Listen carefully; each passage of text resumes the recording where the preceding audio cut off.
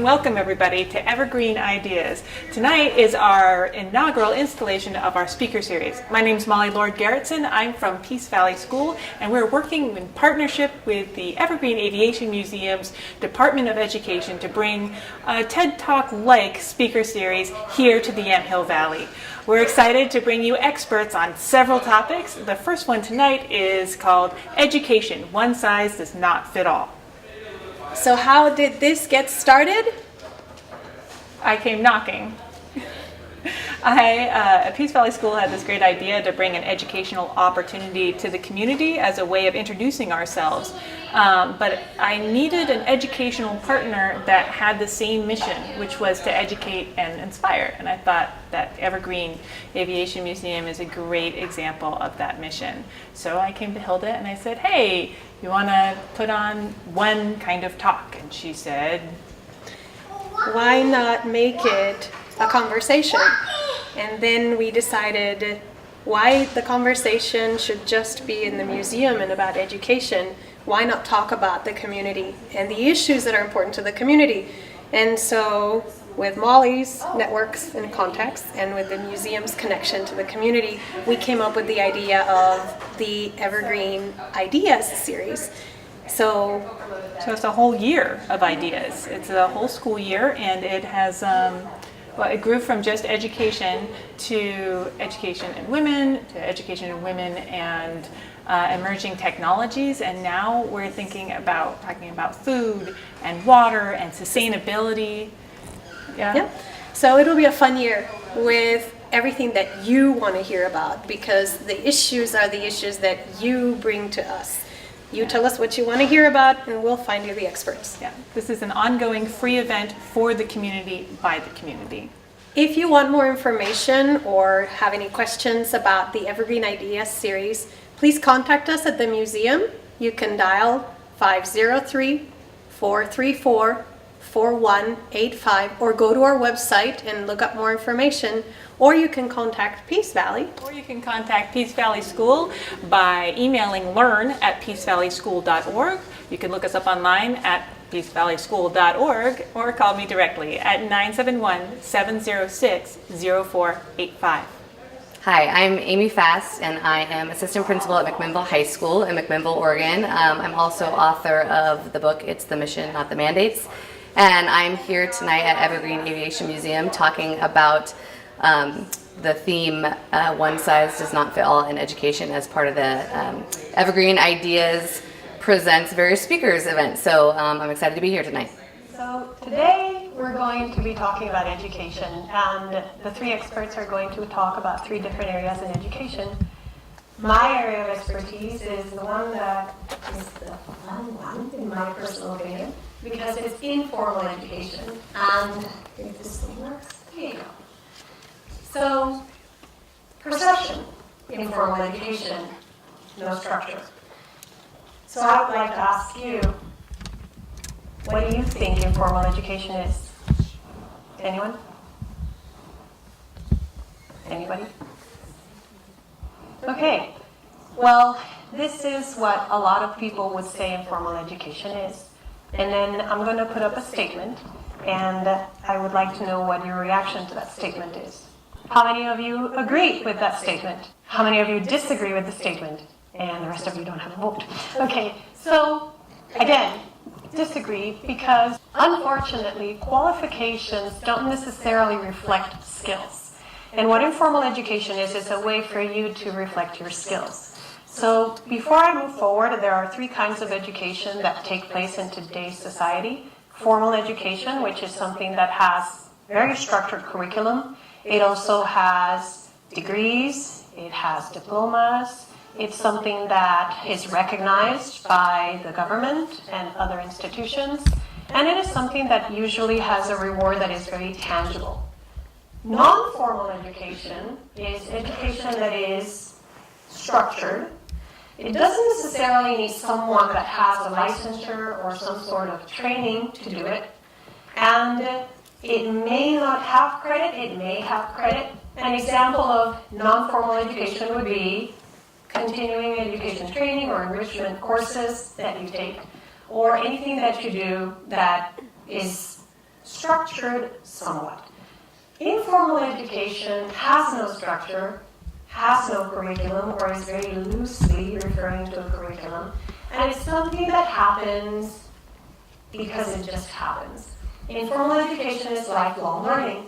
And one example of informal education would be you taking the opportunity to teach your child new vocabulary while you're standing in the TSA line at the airport, hoping that you get through really soon.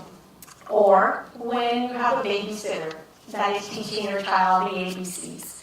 Or when a father is standing outside or playing catch with his son. That is informal education. It just happens. So most of our education is informal. The average person spends 16 hours a day awake, and of those 16 hours, some of it is structured education, the rest is just learning as we grow. So based on a research, they discovered that the blue is all informal. And what I would like to do is I would like to go over how informal education and formal education coexist. It's a symbiotic relationship because one cannot be without the other. And one perfect example is STEAM.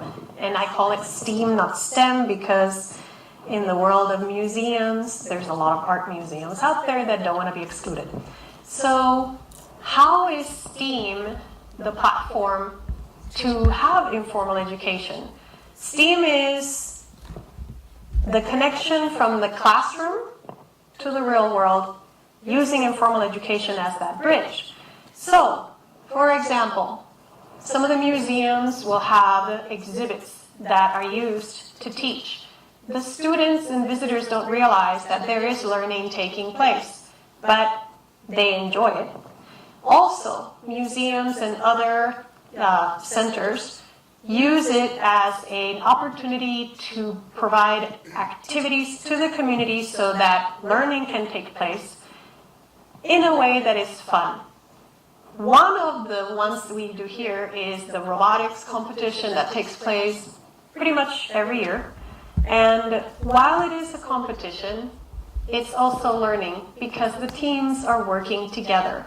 And one of the aspects of informal learning is collaboration, which is something that can be taught in a classroom in theory, but in practice it takes place informally.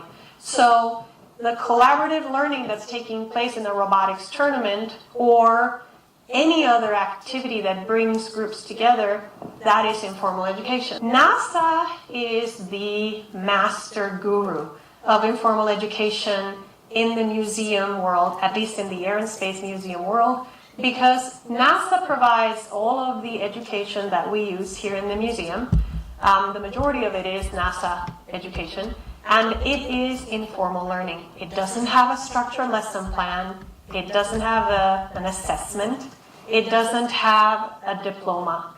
But I can guarantee you that if you bring your school to the museum and you participate in one of our programs, by the time you leave with your students, they will be able to tell you what they learned, even though they didn't realize that they were learning. One example of what we do here in the museum would be the Women in Aviation, and I'm going to use you as an example. If I asked you to tell me names of women that are aviation or aviatrices legends, what name comes to mind? Amelia Earhart. Any other names? Sally Ride. Any other names? Normally what happens is most kids just say Amelia Earhart. And what we do, and here's an example that can be informal or formal in a classroom, is they play a game and the game is with images. Then after they play the game, they do a mix and match. And they have to pair what they heard with the name of the person. But we never gave them a list of people and what they accomplished. We just showed them a picture of that person and told a story about that person. And then what happens is the child sees a card that says Amelia Earhart, and then he immediately knows that that goes with the card that says the first woman to travel around the world. It is a game. Most of informal learning is connected with something that is unstructured chaotic, such as games. And a lot of it is connected to something that is incidental. So that's where NASA comes in to help us all the time, and we're very happy that they're helping us. Another thing is, informal learning is when you learn not to do something again. So if you walked outside and you forgot an umbrella and you got soaked, and then you come back out and you say, I need my umbrella, that is also informal learning. So it's everyday learning. Another thing that happens is that informal learning is always connected to the community. And I'm going to tell you a story. Once upon a time in Yamhill, there was a farmer. The farmer was having issues with his land, specifically with how he was going to measure certain things. So he went to Yamhill Carleton High, and he told one of the teachers and some of the students about the problem. So the students, being students and liking technology, because we live in the world of technology, decided that they were going to solve his problem. And the way they did this was they built him a drone. The drone is still being built. The project has been ongoing for a whole year. And they're still working out the kinks, but that was not part of the curriculum. It didn't have an assessment, but the kids now have learned coding, soldering, engineering design, teamwork, marketing, budget, and everything else. So that is informal learning in the community. A lot of these students, when they heard the opportunity to work with a drone, they said, well, I don't care if I'm going to get credit for it, I just want to work on a drone. And so now what's happening at Yamhill Carleton is going to expand. And what we're going to do is we're going to invite every single school district in the Yamhill County, including Willamina, Sheridan, and everybody else. And we are going to launch a new community initiative where schools will be able to learn from the Yamhill Carleton model and then take that and implement it in their community, in their school. That is informal learning, because when they get together and share, there is no structure, there is no lesson plan, there is no curriculum. So informal education, in essence, is what happens every day. You learn every day just by reading something on the wall, on the street, anywhere. We just structure it to what we want it to mean to us. In the museum world, it means that when you came in here, you didn't know something, and when you left, you were able to talk about what you saw in the museum. So every time a guest comes through our doors, and they go home, and they talk about the blackbird, or the goose, or anything else, my heart smiles, because I know that that person now has learned something, and I had nothing to do with it. This is one perspective. There are many others. One complements the other, and we believe that they cannot exist without the other. So that's informal learning. I have a joke for you, and we have a joke here in the museum. They pay me to play, because the museum education is always playing. How many of you are teachers? How many of you teach elementary? Okay. Have you ever heard of something called a STEM experience? The museums use STEM experiences to do the connection to the curriculum. We have STEM experiences, OMSI has STEM experiences. That's another avenue to do it. So with that, I am going to sign off and pass the mic to the next speaker. And we're going to take a break so that we can mic up the other person and the other PowerPoint can go on.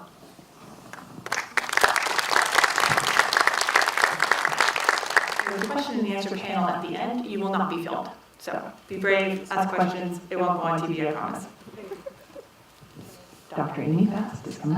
Thank you for having me, Molly, and thank you to a lot of my friends for being here right now. I feel bad for them because they often talk about these ideas at nauseam with me, and they get to hear it all again tonight on a Saturday night. But I geek out on these things, and I'm really excited to share these ideas with everyone here tonight. And I'm one of the assistant principals at McMinnville High School. I was a 5th grade teacher and 4th grade teacher for about 10 years, and then an instructional coach in the McMinnville School District. And what I'd like to talk about today are some of the ideas I wrote about in my book, and also some of the ideas that we're trying to implement in the McMinnville School District. And what really captures those ideas is this quote, if you want to build a ship, don't drum people together to collect wood, and don't assign them tasks and work, but rather teach them to long for the endless immensity of the sea. And that quote captures a lot of research that's been done currently that is proving to move many organizations in the world to achieve success that they had not otherwise imagined possible. And what I'm hoping to convey today is that education needs to get on board with that research if we too want to achieve that kind of success. And instead of explaining that research to you, I think this video does a pretty good job of illustrating it. So I'll let the video speak for itself.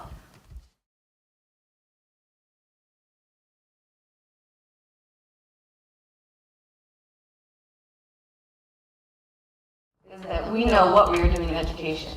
We know the initiatives that we're trying to roll out, we know the mandates that are coming top down, but we don't always know why we're doing it. And I'm here to say today that education is as much a psychological and emotional endeavor as it is an academic one. The mandates and the initiatives will only work if stakeholders are inspired by the mission.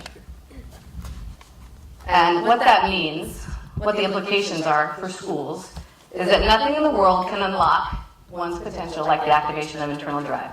We need to get to that second version that you saw in that video of teaching and learning. And only when we get to that second version will we actually experience success in American schools.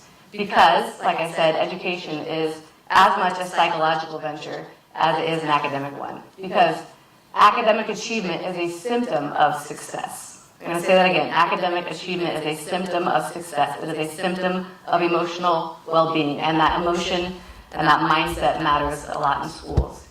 And that's not just me being a fluffy kumbaya kind of administrator. That's actually backed by research. Hope, engagement, and well-being are better predictors of post-secondary success than GPA is, than SAT scores are, or standardized test results. So if we can habituate those peak states of mind in our schools, then we stand a chance to achieve unprecedented results. But in order to do that, we need to be inspired by that mission. We need to have a clear and noble purpose that students can get behind, and parents can get behind, and administrators can get behind, community members, businessmen and women. But the problem is there's a mismatch sometimes between what educators feel their students need and what they're being told to do, or what they feel they're needing to spend their time and energy on. So if I have a student sitting in my class who is hopeless and sad, but they passed their math test, I'm told that they were successful. In my gut, I know that wasn't success because they're still not hopeful about their futures. They don't have the initiative and drive to go after what they want. So this can result in both educators and students feeling demoralized in public education. So what does motivate people? Autonomy motivates people, feeling like you have choice in what you do and feeling like you're unique and significant and that you matter. Mastery, everybody has the desire to be good at something and be significant and grow and get better at what they do.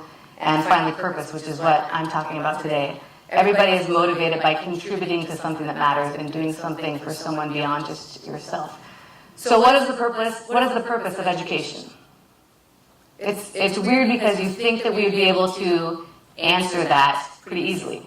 But if you try to articulate right now in your head what the purpose of public education is, my guess is it's not that easy. And what's sad is that it's unclear at best and uninspiring at worst. And what I mean by unclear is this, according to research, is what the public wants from schools. And this is only what fits on the slide, actually. This isn't all an exhaustive list here.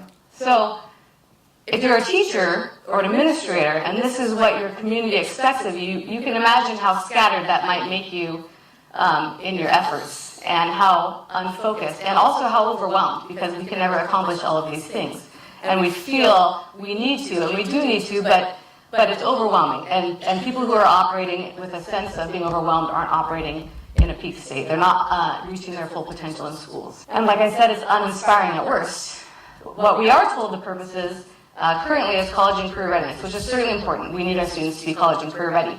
The problem is that most of how this is communicated is through things like teacher effectiveness, assessment and measurement initiatives, and back to the basics curriculum. So getting rid of like arts and sciences and things that excite kids and going back to just language arts and math and science. And the reason for this is we hope for economic gains. We want our country to be economically prosperous, and we want to be competitive in a global economy, which is fine. It's not a bad purpose to have, but I haven't met a third grader yet who gets out of bed every morning for that reason, so that we can compete in the global economy. So the good news is that economic growth in our country is actually tied to personal fulfillment. So these separate aims of public education are not mutually exclusive. They're actually interdependent. One of our big issues right now, and the soundbite you've probably heard a lot, is the need to close the achievement gap between our students who come from high-income families and our students who come from low-income families. And the way we've tried to do that for many years is by closing the academic gap. The problem is we're totally missing the boat on the reason for that gap in the first place. So when you look at poverty, poverty is more than just an academic issue, and it's more than just an economic issue. It is also a psychological issue, and a social issue, and an emotional issue. And the effects of poverty are vast in our schools. And we have to not only instruct our students out of poverty, but we have to inspire them out. You've probably heard of this really unfortunate term called the school-to-prison pipeline. A student's third grade reading score has a direct correlation to the probability of whether or not they'll be incarcerated someday. And it's not that their reading level or the fact that they have a low reading level causes them to make bad choices or to engage in unhealthy behavior, but that low reading level is actually a symptom of hopelessness and of not having positive well-being. According to the National Student Gallup poll, about half of our students in American schools are not hopeful and are in fact suffering due to childhood trauma. So this is the real cause of what we call the school-to-prison pipeline in America. Is not an academic issue. Academics are an issue, but it's a symptom of hopelessness in our schools, and that hopelessness is a symptom of the effects of poverty on our children. So what are the implications of this? Well, every human being has certain needs, and when we have a solely academic agenda in schools, we end up overlooking those needs. And those needs are significance, growth, stability, connection, autonomy, and contribution. And those needs drive our actions, and those day-to-day actions end up driving our successes. And all of us make decisions to fulfill these needs. And most students do not have the tools to fulfill these needs academically. Some of us are fortunate enough to feel significant based on our academic status, or to experience growth based on our academic trajectory in schools. But the fastest way to feel significant if you don't have those tools is through violence. And the fastest way to experience connection if you don't have those tools is through promiscuity. So these are some of the reasons why students in our schools make some of these choices. But again, the good news is that research strongly supports that success is a result of positive well-being and not vice versa. So we are not ignoring our academic agenda by helping to fulfill these needs in students. In fact, we are doing more to close that academic achievement gap if we realize that these students in our schools have these needs, and we do right by focusing on them. The academic agenda is still important. These are the skills that members of the workforce need in 2015 and in 2020. And you'll notice in 2020, complex problem solving and critical thinking are number 1 and 2. So I am not by any means saying that academics are not important. But look at 3 through 10. Those are not all academic skill sets. In education, we call those non-cognitive skills or soft skills. Those pieces are as important to teach and to measure in schools as is the academic component. So here's what I propose in my book, and here's what a lot of us in the McMinnville schools are trying to do. This is what I call the sweet spot of success. And this is what I think our purpose in education should be. We keep the academic agenda, which is up there in the left-hand circle, because those skills, like I said, are really important for our students if they want to be successful and happy in life. We add the non-cognitive skills, or the soft skills. There, what you see is self-control and grit and growth mindset and organization and the ability to work as a team, because if you are academically gifted or academically proficient and you want to be successful someday, but you do not have the social savvy to interact with a team or to express yourself well or to understand other people's viewpoints, you're not going to be very successful or happy in life. But there's more, because even if you have that academic skill set and you have those non-cognitive skills, but you are not motivated to do anything with them, you're also not going to be very successful. So we also need to focus on the intrinsic or internal drive of our students, their motivation. And those things happen in schools through focusing on relationships and relevance of the curriculum and infusing joy into our instruction and our curriculum and making sure that our students are engaged and they have choice in their learning and that we have subjects that they can engage in besides just the math, sciences, and language arts. And once we have all those pieces of the puzzle working together, we can really actually be moving our students toward well-being and success in our schools. So here's the problem. I don't see it as a problem, but here's one of the reasons why currently sometimes in schools only the academic agenda is pushed and those other pieces aren't focused on as much, is because the unfortunate reality is what gets tested gets taught. What gets measured is what we focus our time on. And right now we're only measuring language arts, math, and science as indicators of success amongst our students.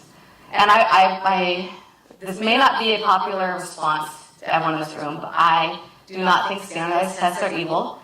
It is important to know how we're doing in schools. It's important to know how our students are doing. I've seen those tests, and I want my own children, my son and my daughter, to be able to have those academic skills that are on those tests. It is important that we measure that learning. But the problem is when we only measure that learning at the expense of other learning that's important. So I propose that we measure how our students are doing academically and try to collect more data, more information that is as nuanced and complex as our students themselves. So we need to know how they're doing in their non-cognitive skills or their soft skills and how motivated they are in their learning, how passionate they are about their education. And the reason this hasn't been done before is because we don't know how to do it. People aren't sure because these things seem like intangibles. They seem like things that we can't necessarily, it works now. They can't necessarily measure. So,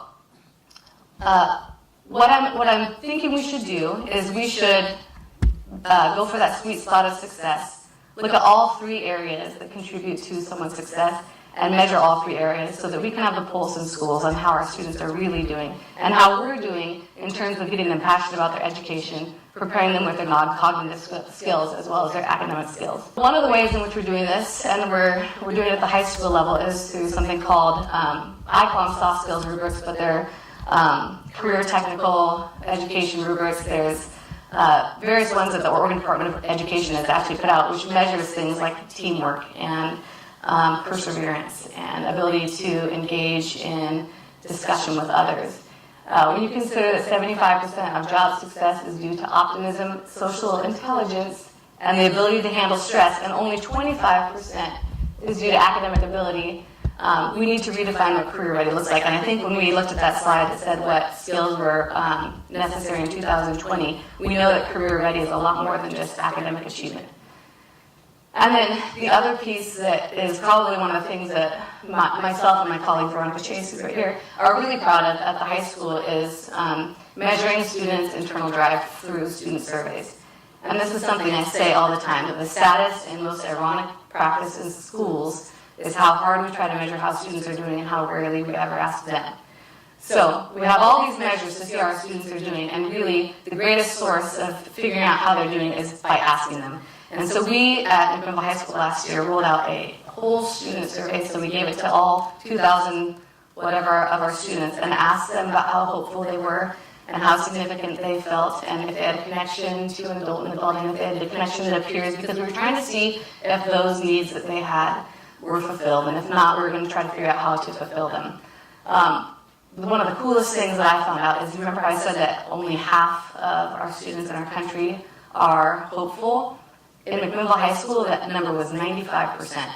And so I'm really hopeful that the work that we're doing in our schools is the right work because our students are indicating that it is. So if I am communicating anything today of any value, it's that we all work really hard in schools. Teachers do, administrators do, and students do. And working hard does good things, but we have yet to really work inspired in schools. And in order to work inspired, we need to have a noble and transparent purpose that everybody can get behind, because working inspired will change the world. I want to leave with this question. What if academics were the vehicle and the goal was inspire students to harness their passions and pursue their purpose? What if that was as important as academic proficiency in our schools? And like I said before, I'm really fortunate to work for the McMinnville School District, where we are trying to do these things every day, even if it's not something that is a focus nationally yet. So thank you for your time.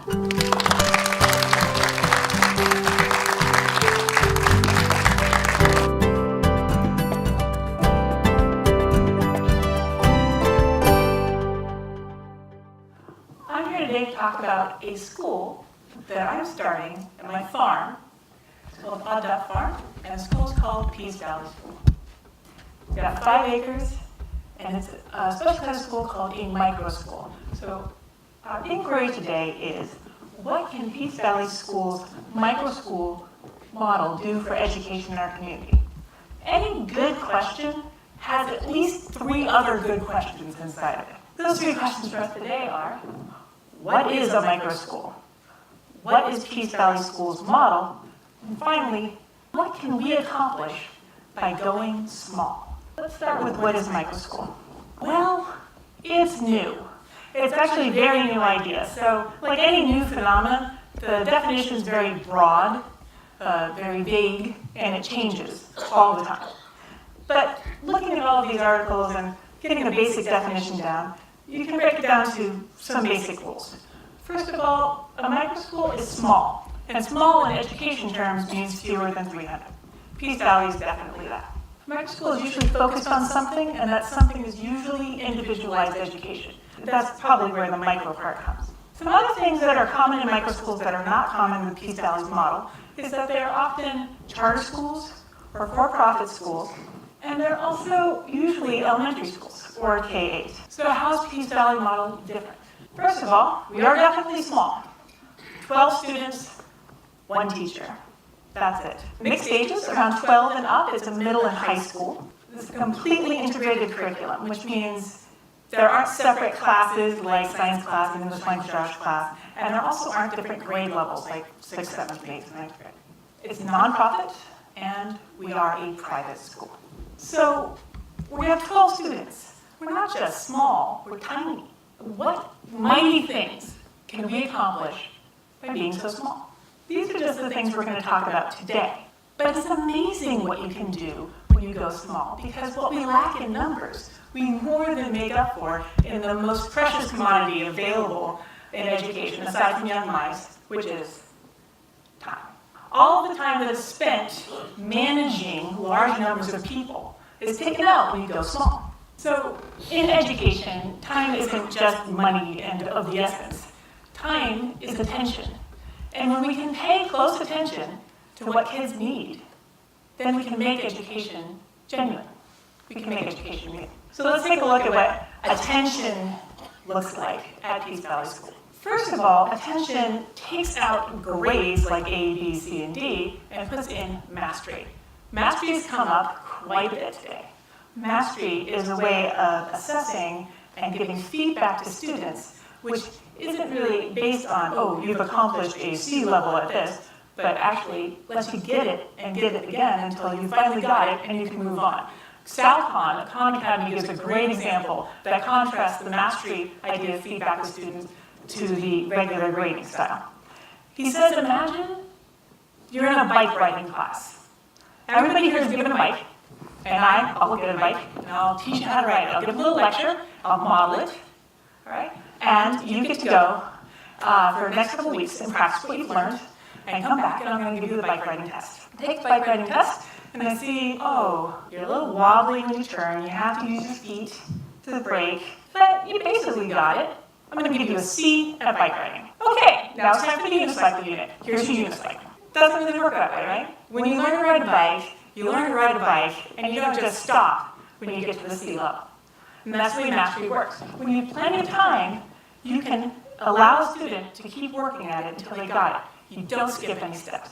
Another thing you can do when you go small is you can communicate. We have time every day for a morning meeting. And not just a morning meeting where we ask about feelings, but we can go through the academic learning goals for the day for each student, find out what they need, what support we can give each other for that. Also, we can practice the problem solving and communication styles that they do at Fortune 500 companies today, like Agile or Scrum. We can work together, and that gives great practice for later in life, for advanced academic settings, for professional settings, or even for a meeting right before a retail or a restaurant shift. These communication styles that we practice on a daily and year-by-year basis will help these kids later in life. The most important thing to me is that we can allow for depth. A student doesn't have to just stop learning about something they're interested in and move on to the next unit. We call these, at Peace Valley, we call them rabbit hole kids. They can follow that idea right down the rabbit hole until they've learned everything they want to know about it. They can follow their passion as long as they want to. Because in a regular middle or high school class, you sometimes only have a week to learn something, or a month. At most, you have a year, and then you gotta move on to the next class. At Peace Valley, you could have up to 7 years to completely follow your passion, and we can work all the other learning objectives around that interest. Another really important life skill, genuine life lesson that we need to have, we need to bring back and practice, is being present for each other. Now, we've got a lot of projects we do at Peace Valley, so they'll actually need to be physically present for each other and learn to ask for help. But this also is a chance for us to be emotionally there for each other, day by day. We get to learn and practice emotional intelligence and basically become the kind of community members that we need to be out there in the world. We get to start practicing that early. So this leads us to other genuine life lessons that we have. And this is where we really get to make education real. The first thing any of us experience is food. At Peace Valley School, we make our own food. And when I say we make it, I mean we plant it, we grow it, we harvest it, we learn to cook it, we shop for it, we have to stick to a budget, and we have to exist in those natural consequences when you go over or under budget, when you make too many leftovers or when you don't make enough for everybody. Each kid will work in teams of 3 to make snack, lunch, and afternoon tea for all of the other classmates, the teacher, and guests. What they learn from this and from other projects, for instance, they'll have to source all the materials for projects. They'll be given a budget, but they'll have to figure out how to work within that budget. So if that means they're building a house and they need to source materials by upcycling, or we need to all get in the van and go down to the Habitat Restore, or just find a really competitive online price, go to a box store, they have to work that out. And what happens at the end of that is not that they just learn the life lessons of keeping a budget, and how much things cost and that sort of thing, which are all really important, but they own it. Every single problem they solve, every single project they work on belongs to the students of Peace Valley School. Now I'll be there to guide, to model, to help out, to find them other resources, but it belongs to them. This is theirs. And that's really meaningful. It's really powerful. You can learn a lot on the farm. You learn chemistry, biology, botany, husbandry, how to cook, which we just talked about. So every single student at Peace Valley School essentially be part of a very long farm internship. But there are a lot of things you can learn outside of the farm. And being a small school and being able to work during the day, students can have and follow internships and relationships that are really meaningful to them, and we can work around that. If you find an apprenticeship that means everything to you, we can arrange the academic needs around that passion. And that's really wonderful for the student because they'll be engaged. But it's also amazing what kinds of communication skills you can gather by being in the working world. So any graduate of Peace Valley School is able to communicate across ages, across differences, because they practiced it in the real world. I remember my first teaching job, my teacher's aide was 30 years older than me. And that really made it difficult those first couple of weeks to figure out how to communicate and what our relationship was to each other and to our students. So having had that practice beforehand would have been handy. Another really wonderful thing we can do during the day and working together is be part of community, not after school, not just in the summer, and not just for one credit in all 4 years. But on a week-by-week basis, we can participate in community service projects, we can create them ourselves and and put them into action. And we can also be members of community. So if that means going to a brown bag concert or going to the farmer's market as a school or having a booth at the farmer's market, Peace Valley School can do that. Also, we can be members of community through our academic approaches. So a lesson that we do is called StoryCorps Generations, in which the students brought to a retirement community and over 6 to 8 weeks develop a relationship with a retiree member of the community, which is amazing. It's a great way to learn about each other. It's a great way to communicate across differences, but it also helps you learn somebody's story. So their mission is going to be to tell the community member's story, and they can do that in any way they like. They can create a documentary, they can write a biography, they can stand on a stage and tell their story, they can put on a play. But the real learning is going to be in how they talk to a person remote and an older generation. And they're going to learn, the very first thing they're going to learn is something that I have to remind myself of every day and should probably remind myself of right now, which is speak slowly and clearly. I don't know if you've ever met any teenagers, but they don't do either of those things. Again, we have agency. We have a student who owns their education and is learning real life skills, but they also have to have their individual learning paths. There are learning objectives, and we can cater that directly to the kids so they can follow their passion, we can make sure they're meeting those learning goals, and we can do that in a number of different ways. Obviously, by being only 12 students, we can highly differentiate all of the education. That means each individual will be following their own learning path. And then we can make those connections happen in group projects and problem-solving activities. Each one of them will be choosing their own path. They'll be guiding their own instructions, and we'll be hoping that they meet their goals and helping them along the way if they don't. Let's talk about homework. You see it up there, you see the question mark. Let's just talk about it. A lot of people ask me, will there be homework in Peace Valley School? And I think it's because homework's such a big deal. It's all over the internet right now. Elementary schools are getting rid of it. We're all excited about it. And the answer to that question is an explanation of the individual learning paths. Some of my students will want homework because they want to have a flipped classroom, which means they go home, they learn a skill from South Khan Academy or any of the amazing internet resources we have available to learn from, and they get to practice it comfortably by themselves, and then they come into the classroom and they practice it with peer guidance and teacher guidance. That's a flipped classroom, and they'll want that homework. Some students will need homework. They'll not finish their task that they have to finish that day, and they'll have to take it home to finish it. There are a lot of adults in here that have homework for that same reason. And then some students already have homework.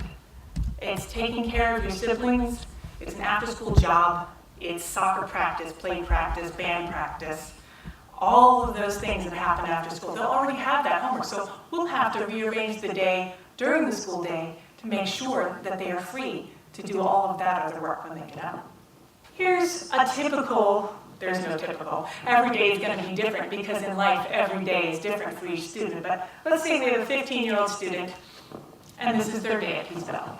You get picked up in our awesome van at one of 2 pickup locations, and you arrive at Peace Valley School, you start your gear, you grab your tablet, and you look at what you need to do for that day. Next, you start your first station.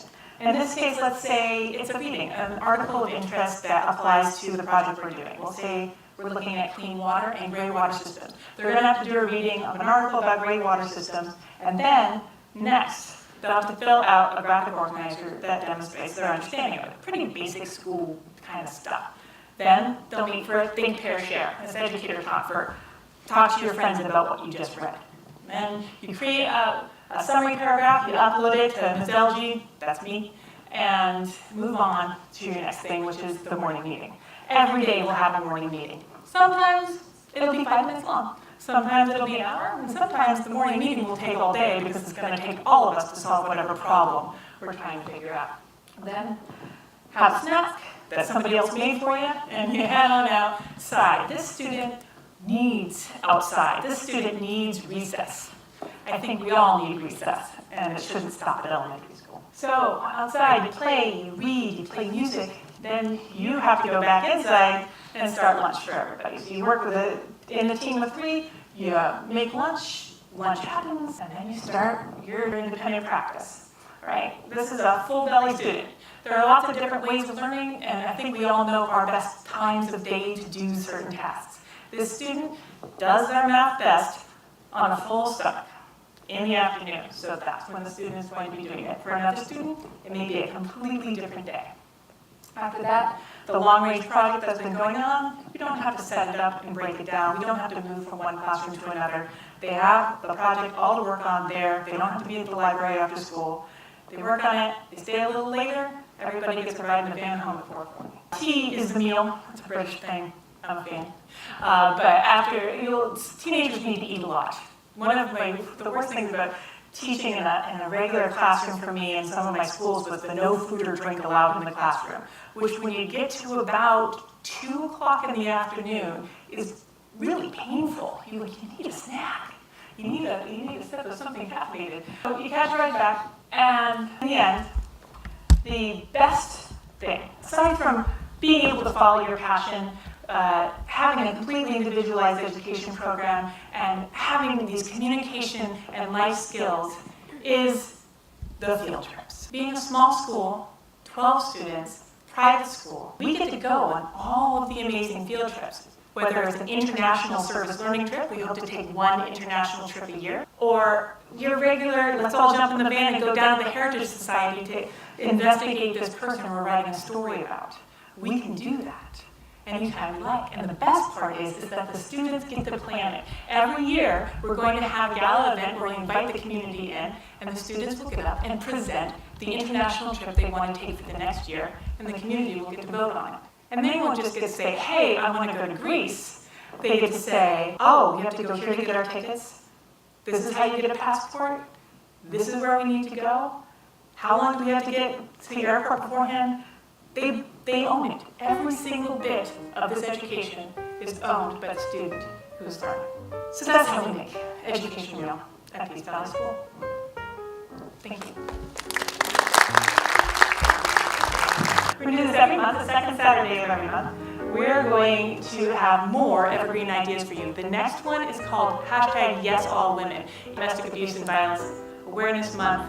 We will be talking about women's issues and the support that happens in this community for people who suffer from domestic abuse and violence, but other women's issues as well. After that, emerging technology, science fiction is real. So we're going to be changing up every month, and there are flyers out there on the board along with some handouts from Hilda's amazing programs here at the museum and one from Peace Valley School. So we hope to see you the next time. And now we're going to switch out mics, and if you like, you can stay for a question and answer panel. If not, thanks for coming.